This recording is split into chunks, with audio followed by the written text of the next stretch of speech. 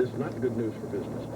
Anyway, Ken, I'm glad you called. Thank you ever so much. We've got another station break, but we'll be back with more in a minute. You're listening to the EIB Network on 77 WABC. Did you realize that in the next 10 years, an estimated 50 million people will be using cellular telephones? The demand for cellular phone service is so incredible that the FCC recently announced the last opportunity for licenses in key metropolitan areas unserved by current cellular phone companies. Call the experts at Express Communications at 1-800-944-2220 for the best strategy you need to own a cellular phone license. License applications will begin in March and end in May, so there's not much time left. Call 1-800-944-2220 and Express Communications will explain the process to file for a license. If you have $5,000 or more and are interested in owning a cellular phone license, call 1-800-944-2220 for a free information kit. As in any investment, past results are no guarantee of future performance. Dial 1-800-944-2220. Remember, the last window for FCC cellular license filing is over in May. Call now, 1-800-944-2220. And now, for the first time together on one stage, I got who looks a lot like Jack Nicholson, commonly mistaken for Whitney Houston, not to mention Garth Brooks, unless you look twice. President and First Lady Bill and Hillary Clinton, Who did it? and many, many more. Sorry. On the next Toronto, it's a star-studded show like you've never seen. Michael Jackson, Joe Pesci, Bette Midler, Shirley MacLaine, Michael Bolton, and Madonna. Not their new celebrity lookalike, but Geraldo. He's the real one. Geraldo, today at 4 on Channel 2. Many Americans are fighting a silent battle against the power of food. For me, was more like an enemy. Tonight, Channel 2 News examines a frightening disorder, the despair of binge eating. I would use food for comfort. It's like you're eating and you can't control yourself. What happens when food becomes a crutch? It's substance abuse. It is a very scary thing. A special report feeding your emotions tonight at 11 on Channel 2 News. Another $1,000 mystery history winner, Edna Ashby of Crown Heights. What's your answer? Jeffrey Dahmer? Yes! Edna, you won the $1,000. Congratulations. Shaking. You're shaking. Yes, I have. Well, hey, Edna, get control of yourself. Congratulations. Well, she's so happy. I think Listen that's tomorrow great. morning at 6:40 for another chance to win $1,000 with Curtis and Lisa on WABC. Get cash for your nonprofit organization, courtesy of WABC and its sister station. In fact, over $250,000 in cash will soon be available to all nonprofit civic, religious, fraternal, social, and charitable clubs in the greater New York, New Jersey area. For details of what your nonprofit group can do to share in over $250,000 in cash, call the WABC hotline, 212-268-5620. Joy Behar, weekday mornings 9 to 11 on 77 WABC.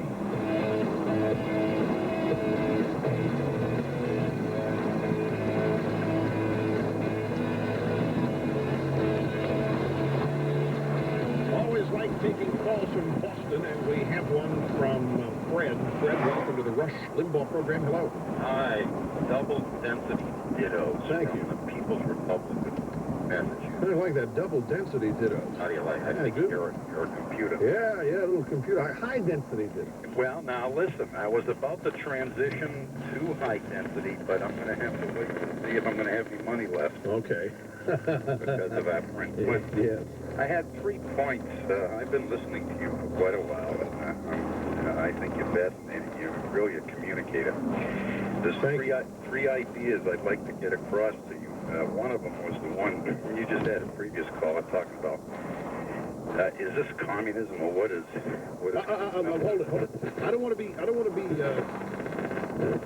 too sensitive about this, but I am not calling Bill Clinton a communist. I am saying that he is practicing Marxist economic theory, and he's employing a Marxist technique of brainwashing the American people to accept it. I'm not saying he's communist. I'm bringing up Marxism only to say this is what it is, and to point out that it's failed. It hasn't worked with the evidence. I understand, Okay. and I understand your sensitivity, but you see, I think you've homed in on something which I've been observing for a number of years. I've recently retired from a Fortune 500 company where I was a personnel executive for a number of years, so over 30-odd years. And I've been watching the progression of the so-called behavioral science influence in corporate life. And I had some of these sort of inchoate feelings that something was wrong with what we were doing. And over the period of time that I was there, I watched the increasing incompetence of young people, you know, the young high school kids that we were hiring and so forth. You know, one of the better kept secrets is that as part of affirmative action, back in the 70s, practically every large corporation gave up as a requirement for high school diplomas. You don't hear much about that, but that's in fact what goes on. I don't think you'll find a large company anywhere that has a... Oh, I don't know about that. That's news to me. You check and you'll see that we got into this issue known as job relatedness and the need to prove the validity of your requirements and so forth. That's a kind of a separate issue from where I want to go. Okay, go there because time is... Okay, except I just want to say to you that what you're looking at is a new... kind of a postmodern version of collectivism, which is really behavioral science driven. It's not really Marxist, but it's Marxist plus. It's the ideas of Marx, e.g., the earthly perfectibility of the human being, okay, which Marx tried through his economic model. And that's been moved forward now through the advancement of behavioral science. So we're involved in what I like to call a behavioral science-driven collectivism. And that's what you're seeing out here on the landscape, which essentially has the same premise that kind of says everybody is the same, everybody has the same potential. If there's something wrong, it's because of the environment. And we're all in this together. Yeah. And we're going to redefine patriotism as this need to sacrifice and become miserable together. Well, they really don't have patriotism because all people of the world are the same. Okay, so this is kind of the fulfillment of that globalist idea of a world society. Yeah, well, I'll tell you something. I'm sure the audience reaction to much of what you're saying is perplexity, but I know the points that you're trying to make, and I've phrased it in much different ways than you have, but I think that we're talking pretty much about the same thing. When you have militant environmentalism and militant feminism and all of these other leftist movements that are banded together actually for one purpose, and that is to drive this nation to a more socialist way of life.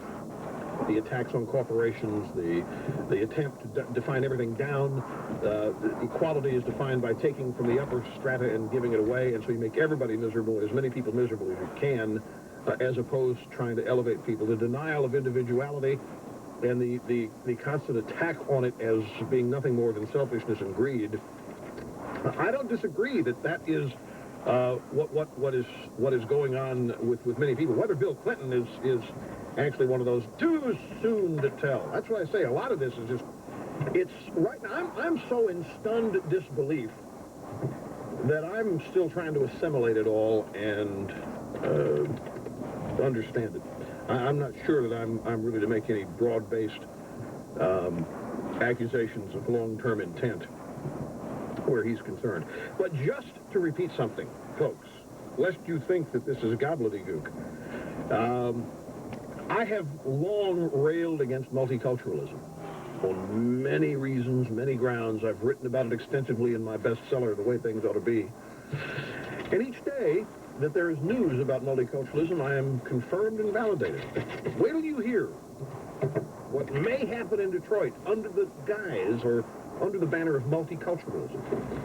And you tell me if there isn't some movement on to harm and change the traditions that have made this country great. We'll be back. You're listening to the EID Network on 77 WABC. Aloha. Aloha, Mario Perillo for Club Perillo, Hawaii. Everybody dreams about a vacation or honeymoon to Hawaii. To many, it's a once-in-a-lifetime investment, worthy of serious shopping. I urge you to get my Hawaii brochure and see what Perillo includes for so little. One affordable Perillo price covers 23 important items that nobody can match for the money. Airfare, deluxe hotels, all meals, wines, parties, shows, even the tips. Dollar for dollar, nobody can match Perillo's 11-day, 3-island vacation. See for yourself. Don't book Hawaii until you've seen Club Perillo's 23-point advantage. So convincing that to get space, you've got to really, really, really hurry. Perillo's since 1945, the best to Hawaii, Italy, Europe, and the Bahamas. For a free Perillo brochure, see your travel agent or call 1-800-228-2400. That's 1-800-228-2400 now. Hi, Stan. Oh, hi, Dave. You know, I'm wondering, could I borrow a few more things? Well, you still haven't brought back all the other stuff you borrowed, Stan. Oh, I haven't really? No. Oh, is that one of those Canon fax phone V70 fax machines that I'm looking at? Yeah. Oh, is that the kind that makes laser quality faxes right onto ordinary plain paper? Uh-huh. Wow, look at that unique design, huh? Hardly takes up any room. You know, Stan, I was right in the middle all right, wait. I know what you're thinking. You think I'm going to ask if I can receive faxes on your Canon fax phone V70? Well, the thought had crossed. All right, no. I just want to borrow it, the entire fax machine, I promise. The new Canon Bubblejet fax phone B70 is so affordable, now everybody can have one of their own. Hello. Dave, I just want to let you know I got a new fax phone B70 of my own. Oh, fine. You know, but I'm wondering, don't hang up. You think I could borrow some paper? Stan. I return what I don't use? Stan, to find out how your home or office can get laser quality output on plain paper, call Canon at 1-800-4321-HOP. I'm sick and tired of paying all these fees for my checking account. Take it easy. Monthly service charges, project charges. They even charge me every time I use the ATM. Hey, take it easy. Well, just because I don't keep a bazillion-dollar balance in my checking account, why should I have to pay all those fees month after month after month? Will you take it easy? Take it easy. Is that all you can say? No, take it easy at Astoria Federal. Astoria Federal? Yeah. You know, Astoria Federal lets you take it easy with easy checking. There are no monthly fees, no per-check charges, no minimum balance, and unlimited access to over 40,000 ATMs locally and across the country. No monthly fees, no per-check charges, no minimum balance? What's the catch? There is no catch. It's part of Astoria Federal's total checking program. Go to an Astoria Federal office now and check it out. I will. Thanks a lot. And don't forget. Yeah, I know. Take it easy. I'm trying. Astoria Federal Savings, the bank for people in charge of their family's finances. Deposits FDIC insured. Ed Koch, 11 till noon on 77 WABC.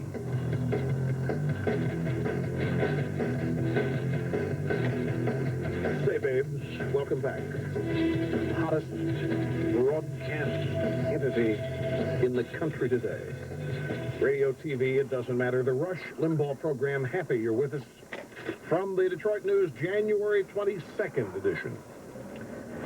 Prayer and a salute to the American flag may soon be taboo at Detroit school board meetings. Board members are considering scrapping the invocation on constitutional grounds, and they may also abolish the presentation of colors as an affront to multiculturalism. What have I said multiculturalism is? It is an attack on this country by those who have failed to make it, and it is their tool of revenge.